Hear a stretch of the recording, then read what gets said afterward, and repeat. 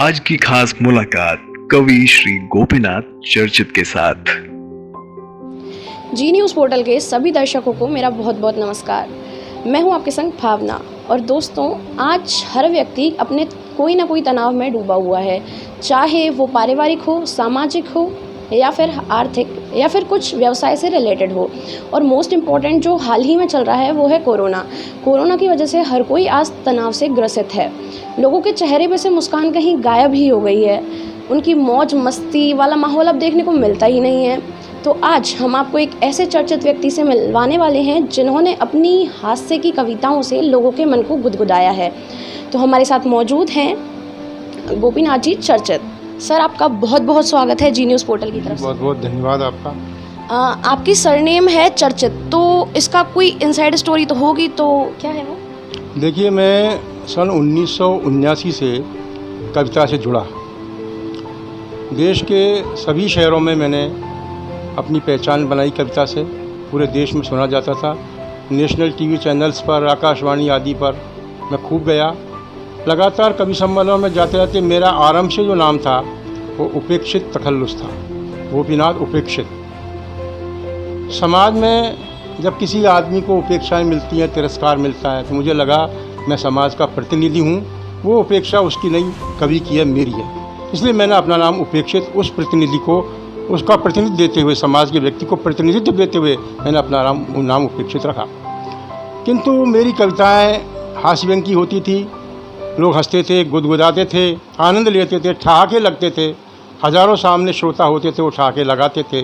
देश के सभी बड़े कवियों के साथ मैंने, चाहे सुरेंद्र शर्मा रहे हों, चाहे ओम प्रकाश जी आदित्य उस ज़माने में, बाबा निर्भय हाथरसी, काका हाथरसी, अटल बिहारी जी वाजपेयी के साथ मैंने कविताएं पढ़ी, खूब कविताएं सुनाई। तो 1993 में जयपुर के महामूर्ख सम्मेलन में, जो चौगान स्टेडियम में होता था उस ज़माने में, वहाँ मैं कविता पढ़ रहा था। पढ़ते पढ़ते अचानक वहाँ के जो संचालन कर रहे थे मंच के, रमेश जी गुप्ता चातक, इंदौर के, आजकल तो स्वर्गीय हो गए, उस मंच पर स्वर्गीय श्री ओम प्रकाश जी आदित्य देश के बहुत बड़े कवि थे। वो अचानक खड़े हुए जब लोगों ने ठहाके लगाए, और उन्होंने मेरा नाम माइक पर लेते हुए कहा कि उपेक्षित क्यों, इतना बढ़िया कवि कविता सुनाता है, उपेक्षित क्यों? इनका नाम आज से चर्चित होगा, यह आदमी चर्चाओं में होगा, इनकी कविताएं चर्चाओं में होगी। तब मेरा नाम चर्चित हुआ।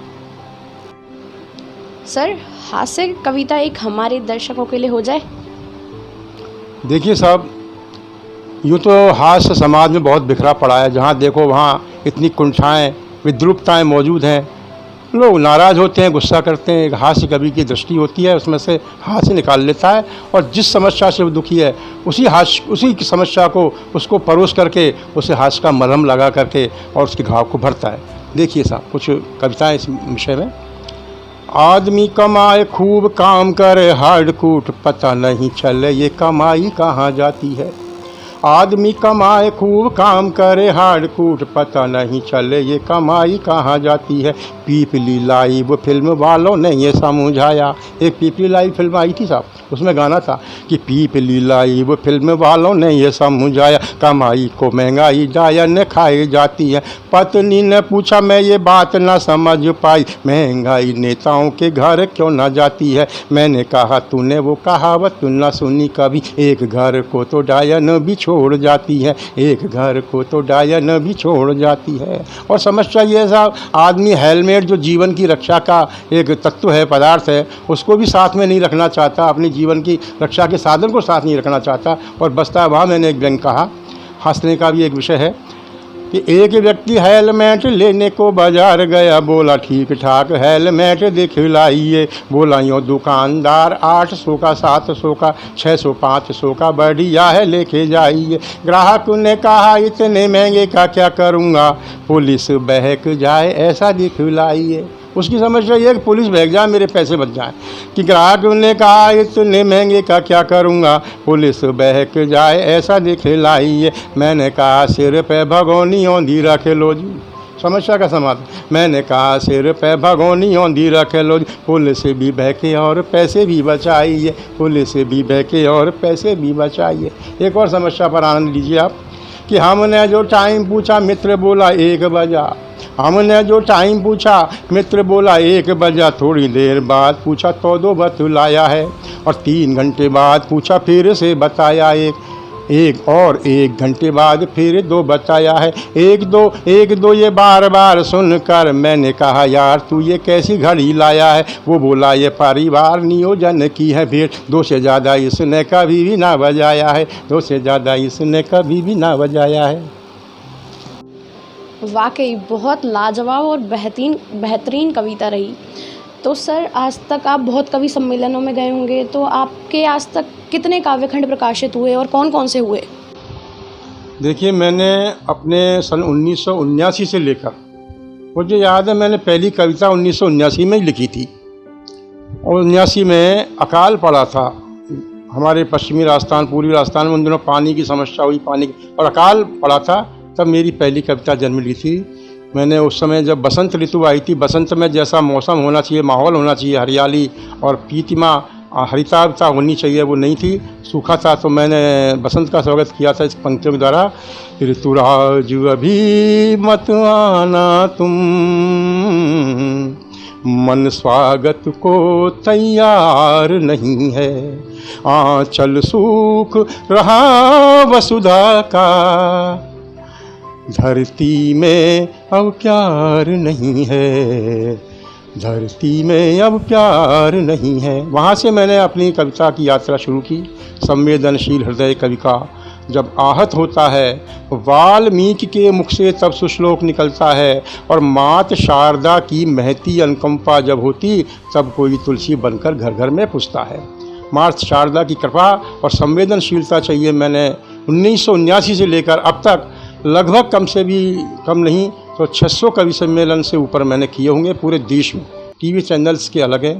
इस बीच में मैंने हास्य नहीं, कुछ गंभीर कविताओं के भी मैंने रचना की, और मेरी 3 पुस्तकें अब तक आ चुकी हैं। एक पुस्तक मैंने बाल कविताओं की लिखी, बच्चों की कविताओं की, बच्चों के मनोविज्ञान को लेकर बहुत ही सरल सहज भाषा में मैंने वो कविता लिखी, और वो आप देखेंगे। ये मेरी एक पुस्तक है बोल मेरी मछली नाम से। ये बच्चों की कविता है, राजस्थान साहित्य अकादमी ने अपने आर्थिक सहयोग से प्रकाशित करवाई, और ये मेरी निकली थी 2007 में। उसके बाद दूसरी किताब मेरी निकली मौन क्यों जीता रहूं, दिल्ली अमृत प्रकाशन के द्वारा। इसमें मेरे समाज की जितनी भी गंभीर समस्या है, उन गंभीर कविताओं को लेकर मैंने एक संकलन तैयार किया। उसके बाद ये मेरी निकली है 2014 में। उसके बाद 2019 में मेरी तीसरी पुस्तक हंस लो घड़ी दो घड़ी।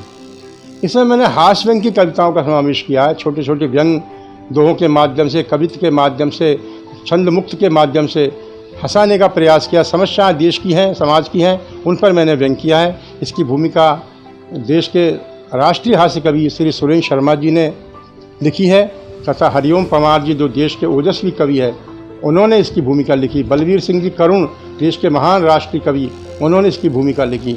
मेरे 3 काव्य संग्रह अभी तक आ चुके हैं, और चौथे काव्य संग्रह की तैयारी अभी चल रही है, लगभग तैयार है। इसके लिए मैं कोरोना को श्रेय देता हूँ कि कोरोना में जब लोग आदमी हताश निराश होकर के बिल्कुल बैठ जाता है कि अब हमें क्या करना है, बिल्कुल सामने रास्ता नहीं सूझता, मेरे रचनात्मक मस्तिष्क और मन ने प्रेरणा दी, और मैंने कोरोना काल में ये एक और काव्य तैयार कर दिया, जिसकी फाइल अभी पांडुलिपि तैयार है लगभग, और ये प्रकाशन के लिए जाने वाला है। ये मेरी अब तक की उपलब्धि रही।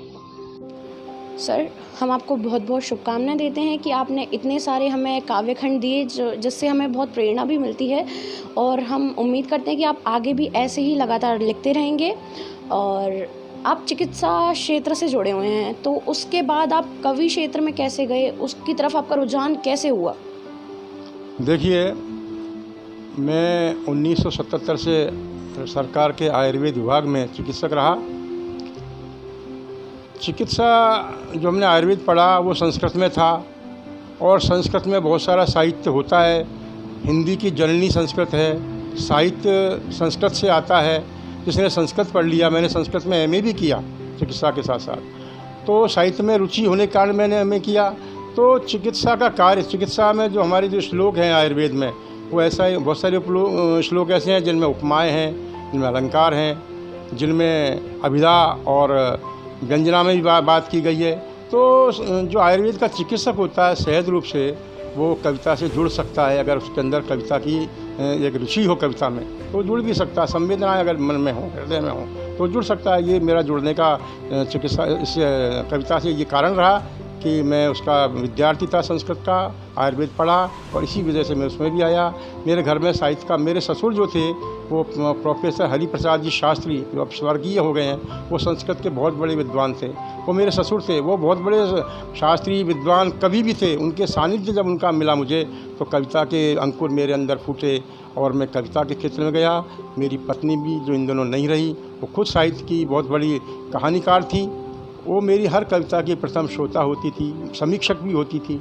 आज वो नहीं है तो मुझे एक तरह से अधूरापन भी लगता है जीवन में कविता के क्षेत्र में। और इस तरह से मैं इस क्षेत्र में आया और आपने आज मेरा इंटरव्यू लिया और इसको जब आप प्रसारित करेंगे तो लोग देखेंगे तो उनको भी आनंद आएगा मेरी इस कविता से। इस सवाल के बाद हम लौटते हैं कविताओं की दुनिया में। तो सर, आप हमें कौन सी वो 2 चुनी हुई कविता सुनाना चाहेंगे? देखिए साहब, मैं एक तो कवि के धर्म को लेकर के कविता सुनाता हूँ। समाज में 2 तरह के व्यक्ति पाए जाते हैं, बस 2 से ज़्यादा नहीं पाए जाते। एक तो अच्छे, एक बुरे। अच्छे किसी भी क्षेत्र में रचनात्मक काम करते हैं और बुरे कभी रचनात्मक नहीं करते, वो विध्वंसात्मक काम करते हैं। मैंने 2 प्रतीक लेकर के उनमें अच्छे की दृष्टि से मैंने कवि को लिया है, बुरी की दृष्टि से मैंने लिया है जो कलम, कवि तो रखता है कलम, वो रखता है बंदूक। ये 2 प्रतिनिधि हैं। आइए एक रचना सुनिए। बचपन में सखा अभाव मिले, बचपन में सखा अभाव मिले, जब बड़े हुए तो घाव मिले। कोई भी कवि बन जाएगा यदि जीवन में अन्याय मिले। जब असंतोष बढ़ जाता है तन मन घायल हो जाता है, जब असंतोष बढ़ जाता है तन मन घायल हो जाता है, तब आक्रोश बाहर आकर 2 ही रास्ते अपनाता है।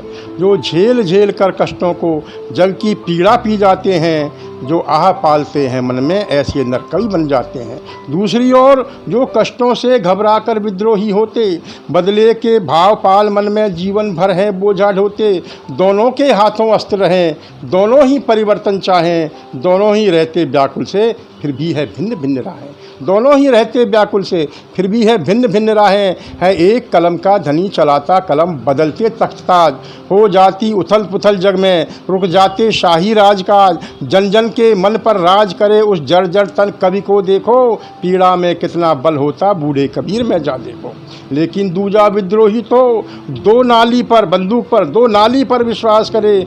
खुद अंधकार में ही भटके फिर कैसे कहाँ प्रकाश भरे। बंदूकों से हो परिवर्तन बतलाओ किसने देखा है। दुर्बल सदैव हथियार रखें, कभी कहाँ शस्त्र संग लेता है। कवि की यदि कलम चले सचमुच, अरिके सीने फट जाते हैं। दुर्बल का बने सहारा वो हठधर्मी हट हट जाते हैं।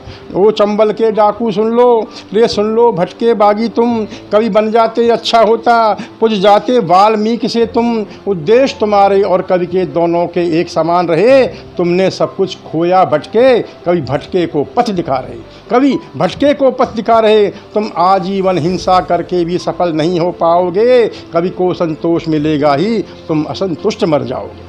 ये इस कविता के माध्यम से मैंने संदेश दिया है। 2 विचारधारा के प्रतिनिधित्व की रचना थी और एक रचना हास्य व्यंग के माध्यम से, खास तौर से इसमें हास्य कम है, व्यंग ज़्यादा है, विनोद है, आनंद लीजिए। देश में एक बहुत बड़ा संदेश इन कार्य चल रहा है, राष्ट्रीय कार्य, प्रधानमंत्री जी के द्वारा प्रेरित है। सफाई क्या बीमारी है, ये कविता का शीर्षक है। हालांकि सफाई एक अच्छी चीज़ है, पर लोगों ने उसको बीमारी मान लिया। बोला क्या हमारे लिए आफत लाद दी, हमें तो वो पुरानी परंपराएं, कहीं भी कुछ भी करेंगे, थूकेंगे, गंदगी फेंकेंगे, कहीं भी जाएंगे, कुछ भी करेंगे। आइए इसको लेकर एक कविता। अरे पीक थूक कर दीवारों को गंदा करता हूँ, मेरी पुरानी आदत आम आदमी की। अरे पीक थूक कर दीवारों को गंदा करता हूँ, सड़कों पर कूड़ा करने का धंधा करता हूँ। क्लीन इंडिया मिशन, स्वच्छता सरकारी नारे, ऐसे अभियानों को मैं ही मंदा करता हूँ। सफाई क्या बीमारी है, कहीं कुछ भी करने की आज़ादी प्यारी है। अरे सिगरेटों का धुआं उड़ा डालूं बीड़ी के ढूंढ, सीट ट्रेन में मूंगफली के छिलकों में से ढूंढ। पॉलीथीन प्लास्टिक कचरे से रोकूं नाली, नाली रोकूं पड़ोसियों के भिड़वा दूँ मैं मूड। लड़ाई की तैयारी है, कहीं कुछ भी करने की आज़ादी प्यारी है। और अंत में इसका मैं कई गीत को अंत देता हूँ, कविता बहुत लंबी है। अरे सोच बदल दो, आदत बदलो, स्वास्थ्य सुधर जाए। सोच बदल दो, आदत बदलो, स्वास्थ्य सुधर जाए। आने वाली पीढ़ी कचरा देख नहीं पाए। धर्म हमारा, मर्म हमारा, कर्म सफाई हो।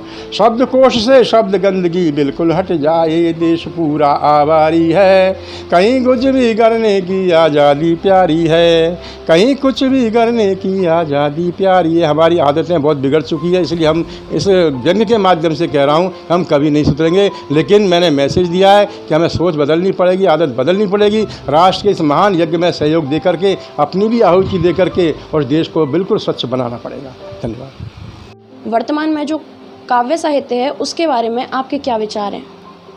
देखिए साहब, साहित्य तो आदिकाल से लिखा जा रहा है। कहते हैं कि पहले कवि आदि कवि वाल्मीकि थे, ऐसा कहा जाता है और सच भी है। लेकिन मेरा मानना यह है कि क्या वाल्मीकि नहीं थे, उससे पहले साहित्य नहीं था? मैं तो मानता हूँ जब कोई भाषा भी नहीं रही होगी ना, जब अभिव्यक्ति का कोई माध्यम नहीं रहा होगा, तब भी कविता तो रही होगी। चाहे वो कल कल गिरते हुए झरनों की जो आवाज़ है, चाहे सनन सनन बहती हुई हवा की मधुर ध्वनि है, चाहे तितलियों की चलने की एक आवाज़ है, भौरों की गूंजने की आवाज़ है, चाहे बाँसों के पेड़ में से निकलती हुई आवाज़ कोई बाँसुरी की धुन है, वो कहीं न कहीं तो साहित्य से जुड़ी हुई होगी। और वहाँ से आदमी को कोई न कोई शब्द तो मिले होंगे। कविता अनंत काल से चली आ रही है, आदिकाल से चली आ रही है। पहले जो साहित्य लिखा गया, मुझे आश्चर्य होता है कुछ कवियों पर। कबीर, रहीम, तुलसी, मीरा आदि 400 साल से भी अधिक वर्ष हो गए इनको हुए। वो साहित्य उन लोगों ने लिख दिया।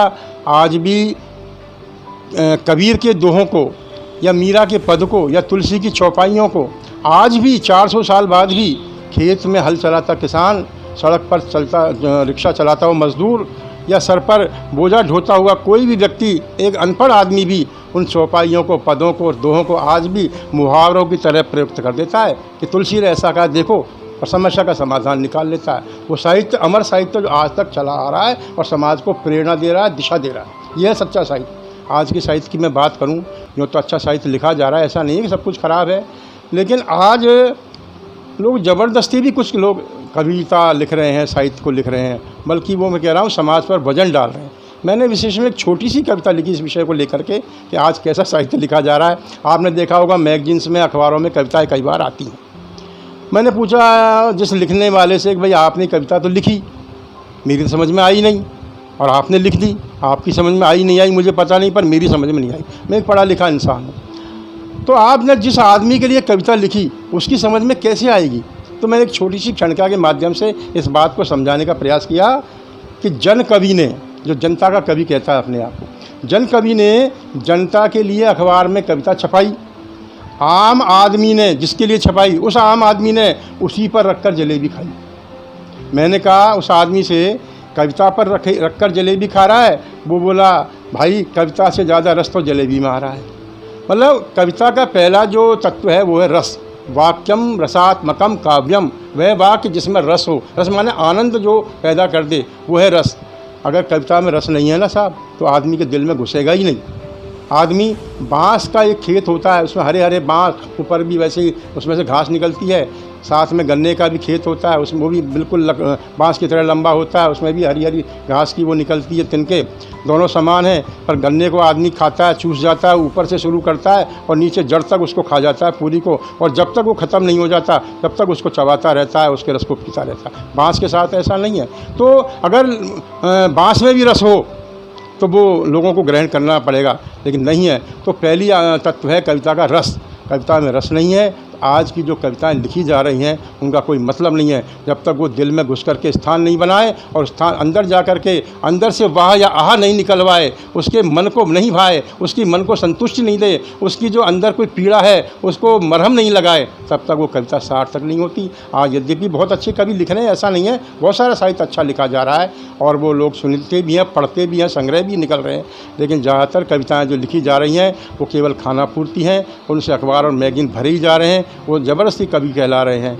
मैं इसको पसंद नहीं करता हूँ। कविता वो जो 400 वर्षों बाद भी आज भी सार्थक है, आगे भी सार्थक रहे। आज की जो कविता लिखी जा रही है वो हज़ारों साल तक सार्थक रहे, वह कविता सफल है। वर्तमान में जो काव्य साहित्य है उसको एक कवि को लेकर उसके मन में ये है कि आज का जो काव्य है उसमें बिल्कुल भी रस नहीं है। तो चलिए अब वर्तमान राजनीति के बारे में आप कुछ कहना चाहेंगे? देखिए साहब, एक था भक्तिकालीन युग, जब भक्तिकालीन कविता हुआ करती थी, ईश्वर को समर्पित होकर के आदमी भक्ति के रंग में रंग करके, भक्ति के रस में डूब करके कविता लिखता था। एक था वीर गाथा काल, वीरता की कविताएं हुआ करती थी साहब।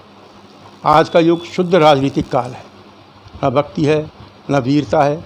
और ये राजनीतिक काल में इसलिए कह रहा हूँ, उसको सब कुछ राजनीति ने ढक लिया है अपने अंदर। हमारी रोटी तक राजनीतिक हो गई है, हमारा पानी तक राजनीतिक हो गया है। आज तो स्थिति है कि लोगों को लाभ के लिए पेंशन दी जाती है, रोटी दी जाती है, चावल दी जाते हैं, कपड़े दिए जाते हैं, यहाँ तक कि दिन के उजाले दिखाए जाते हैं, रात के सपने दिखाए जाते हैं। तो सब कुछ राजनीति से जब ढक गया है तो बहुत दुखी होता है मन। वहाँ से बहुत सारी कविताएं निकलती हैं। एक व्यंग देखिए छोटा सा। नेताजी बोले लोकतंत्र खतरे में है, नेताजी बोले लोकतंत्र खतरे में है, बचाओ। अब लोकतंत्र खतरे में किससे है? जनता से तो है नहीं, जनता तो लोकतंत्र को मजबूत बनाती है। तो मैंने लिखा कि नेताजी बोले लोकतंत्र खतरे में है, बचाओ। हमने कहा नेताजी फालतू मत चिल्लाओ, लोकतंत्र अपने आप बच जाएगा, इसके ऊपर से आप हट जाओ, इसके ऊपर से आप हट जाओ। हमने धर्मशाला बनवाई, उसके उद्घाटन की घड़ी आई, उद्घाटन के लिए नेताजी को बुलाया, नेताजी ने फरमाया धर्मशाला में से धर्म को हटाओ। आप देखिए, धर्म के नाम पर भी आज कभी कहते हैं धर्म सापेक्षता, निरपेक्षता। हमने कहा नेताजी, धर्मशाला के उद्घाटन की घड़ी आई, हमने नेताजी को उद्घाटन के लिए बुलाया, नेताजी ने फरमाया धर्मशाला में से धर्म को हटाओ और धर्मनिरपेक्षशाला बनवाओ, तभी हम उसका उद्घाटन कर पाएंगे। हमने कहा नेताजी, क्या आप अपनी धर्मपत्नी को भी धर्मनिरपेक्ष पत्नी बनाएंगे? राजनीति ने हमारे जीवन को पूरी तरह से आज ढक लिया है। राजनीति पर एक और देखिए मेरी, आज चाहे नेताजी कितने ही उम्र हो जाए उनकी, लेकिन उनका चुनाव लड़ने से कभी जी नहीं भरता। तब मैंने लिखा,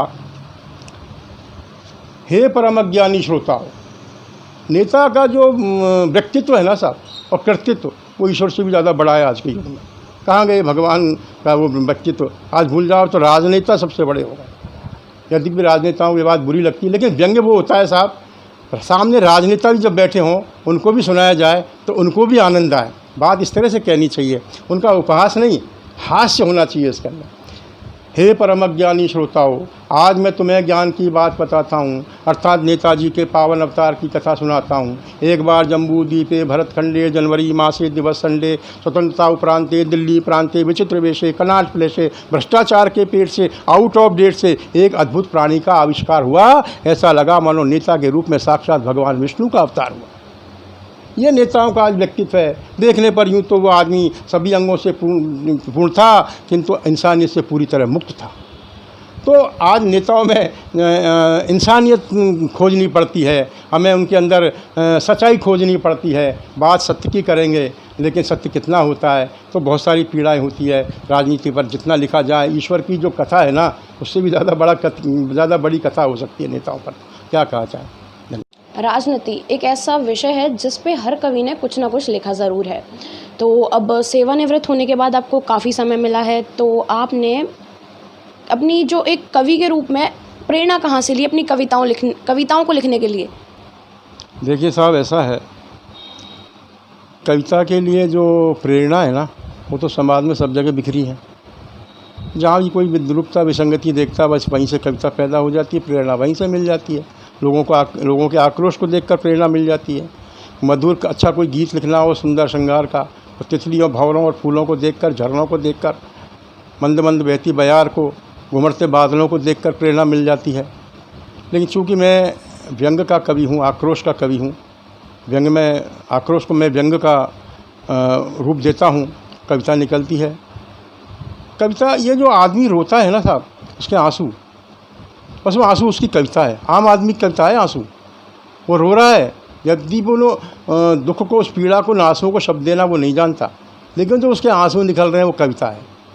तो मैंने लिखा, है नहीं दृग नीर आंसू, आँखों का जो नीर है ना, ये आंसू कहते हैं लोग। मेरी मान्यता यह है नहीं दृग नीर आंसू, पीड़ितों का गान है हृदय संचित पीर का यह स्वच्छता अभियान है। बात को किसी नए ढंग से कहनी चाहिए। कविता पीड़ा से जन्म लेती है और पीड़ा कहीं से भी मिल जाती है। समाज में सब जगह बिखरी पड़ी है। लोग उस पीड़ा को रो करके व्यक्त करते हैं, आंसू बहा कर व्यक्त करते हैं।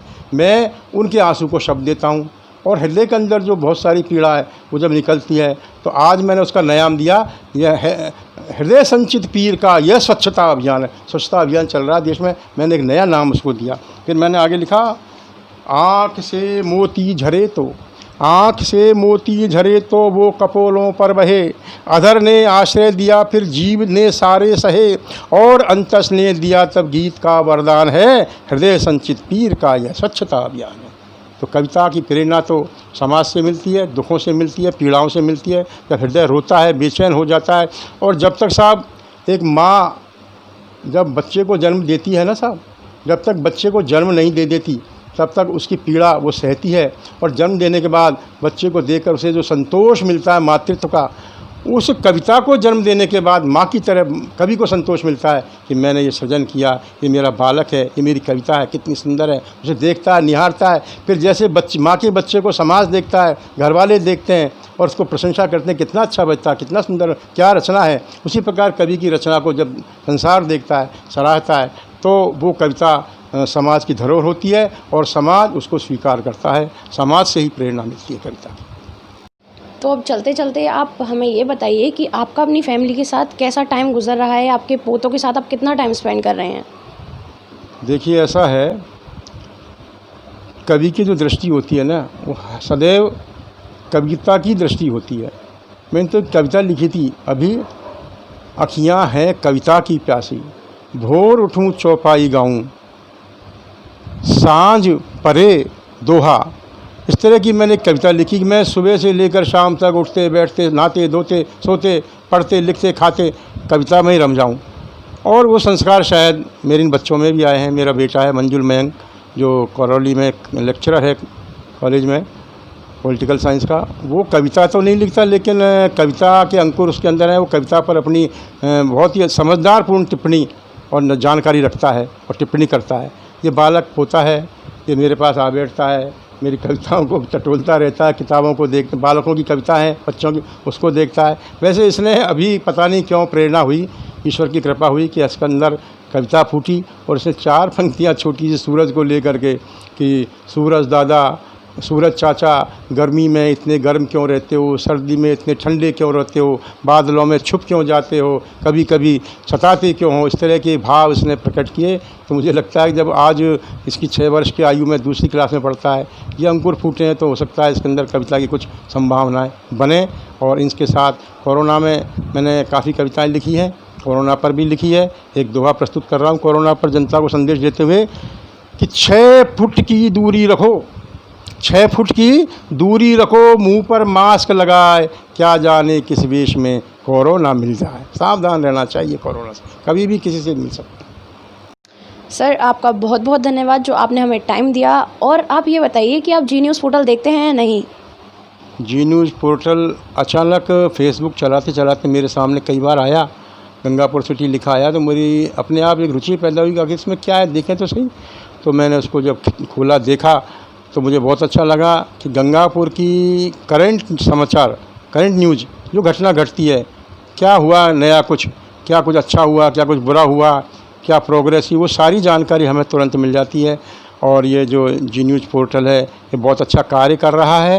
मैं उसको बधाई देता हूँ कि जनता को हाथों हाथ सारी सूचनाएँ पहुँचाता है, बड़ी मेहनत करके। मैं बहुत बहुत धन्यवाद देता हूँ उसको, मैं देखता जरूर। तो ये थे हमारे साथ गोपीनाथ जी चर्चित, जिन्होंने हमारे दर्शकों को, उम्मीद करती हूँ, बहुत गुदगुदाया होगा। तो ऐसे ही आप देखते रहिए जी न्यूज़ पोर्टल, और हर वीकेंड हम आपको ज़रूर किसी खास और चर्चित व्यक्ति से मुलाकात करवाते रहेंगे। नमस्कार।